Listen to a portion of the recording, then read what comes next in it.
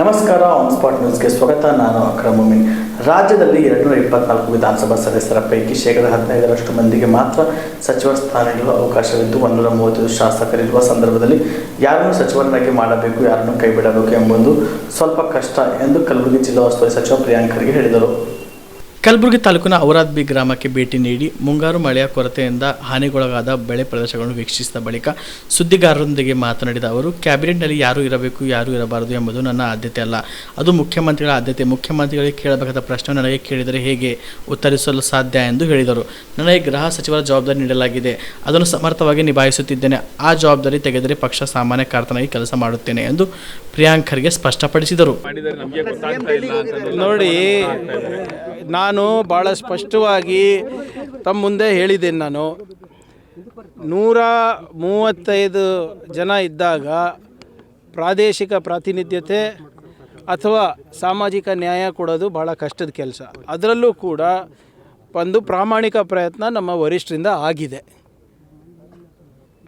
ಈಗ ಅದರಲ್ಲಿ ಎಲ್ಲರಿಗೂ ಕೂಡ ಸಮಾಧಾನ ಮಾಡಲಿಕ್ಕೆ ಆಗೋದಿಲ್ಲ.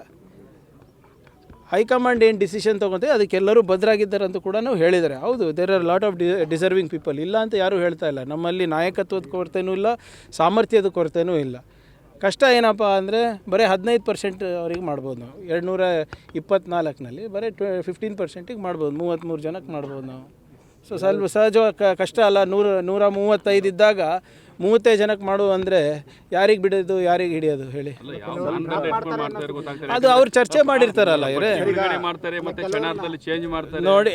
ಅದೇ ದಟ್ ಈಸ್ ಪ್ರೆರೋಗೇಟಿವ್ ಆಫ್ ಪಾರ್ಟಿ ಅಲ್ಲ. ಇದು ನೀವು ಮಾಧ್ಯಮದಲ್ಲಿರೋದು, ನಂಬಲ್ಲಿ ಏನು ಚರ್ಚೆ ಆಗಿಲ್ಲ. ನೋಡಿ, ಕ್ಯಾಬಿನೆಟ್ ಎಲ್ಲಿ ಯಾರು ಇರೋದು ಬಿಡೋದು ನನ್ನ ಆದ್ಯತೆ ಅಲ್ಲ, ಮುಖ್ಯಮಂತ್ರಿಗಳ ಆದ್ಯತೆ. ನೀವು ಮುಖ್ಯಮಂತ್ರಿಗಳ ಪ್ರಶ್ನೆ ನಾನು ಕೇಳಿದ್ರೆ ನಾನು ಏನು ಹೇಳೋಕ್ಕಾಗ್ತದೆ? ಹೋಮ್ ಮಿನಿಸ್ಟರ್ ಜವಾಬ್ದಾರಿ ಕೊಟ್ಟಿದ್ದಾರೆ ಅಂತ ಹೋಮ್ ಮಿನಿಸ್ಟರ್, ತೆಗೆದ್ರೆ ಕಾರ್ಯಕರ್ತ. ಅದೇ ನೋಡಿ, ಅದೊಂದು ಸಾಮಾನ್ಯ ಪ್ರಕ್ರಿಯೆ ನಮ್ಮ ಪಾರ್ಟಿನಲ್ಲಿರ್ಬೋದು, BJPನಲ್ಲಿರ್ಬೋದು. ಒಂದು ಆಯ್ಕೆ ಪಟ್ಟಿ ಆದಮೇಲೆ ಹೋಗಿ ಹೈಕಮಾಂಡ್ ಅವರಿಗೆ ತೋರಿಸಿ ಅವ್ರದ್ದು ಏನಾದರೂ ಸಲಹೆ ಇದ್ದರೆ ಪಡೆದು ಬರೋದು. ಅದರಲ್ಲಿ ತಪ್ಪೇನಿದೆ? ಈಗ ನಾಳೆ ಆಗುತ್ತಲ್ಲ. ನೋಡಿ, ನಾನು ಹೇಳ್ದಂಗೆ ಎಲ್ಲ ಜಿಲ್ಲಾ ಉಸ್ತುವಾರಿಗಳು ಇದ್ದಾರೆ. ಇದಕ್ಕೋಸ್ಕರ ವಿಶೇಷವಾಗಿ ನೇಮಕ ಮಾಡಿದ್ದಾರೆ ಮುಖ್ಯಮಂತ್ರಿಗಳು.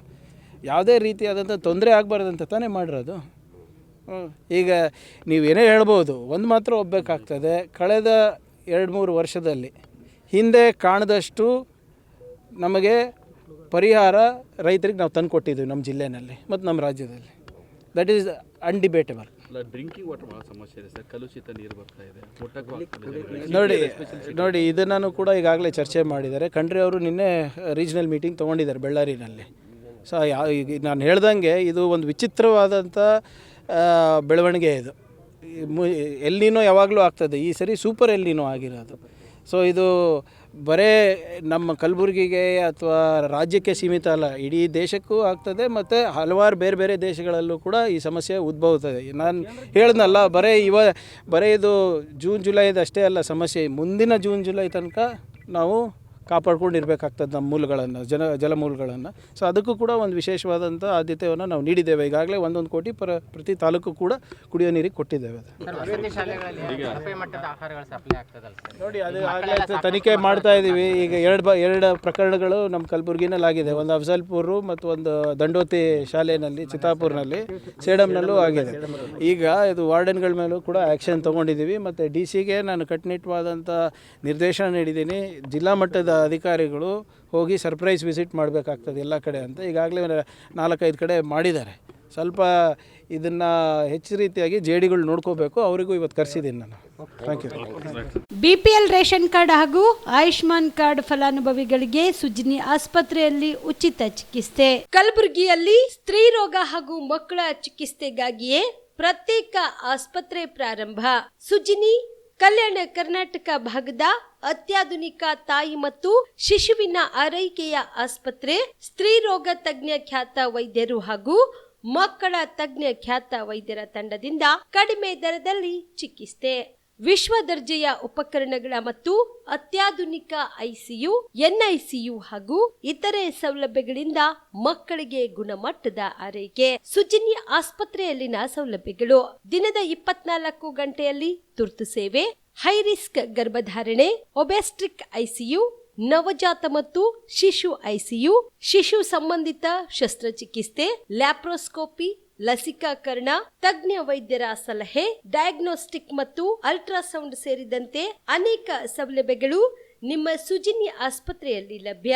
ಹೆಚ್ಚಿನ ಮಾಹಿತಿಗಾಗಿ ಸಂಪರ್ಕಿಸಿ ಸುಜಿನಿ ಆಸ್ಪತ್ರೆ, ಬಿಗ್ ಬಜಾರ್ ಎದುರುಗಡೆಗೆ, ಕಲಬುರಗಿ. ದೂರವಾಣಿ ಸಂಖ್ಯೆ 08472 272727 ಅಥವಾ ಮೊಬೈಲ್ ನಂಬರ್ 9900427814. ಕಲಬುರಗಿ ಜಿಲ್ಲೆಯ ಜನರಿಗೆ ಮಿರಾ ಮೆನ್ಸ್ ಅವೆನ್ಯೂ ವತಿಯಿಂದ ಶುಭ ಸುದ್ದಿ.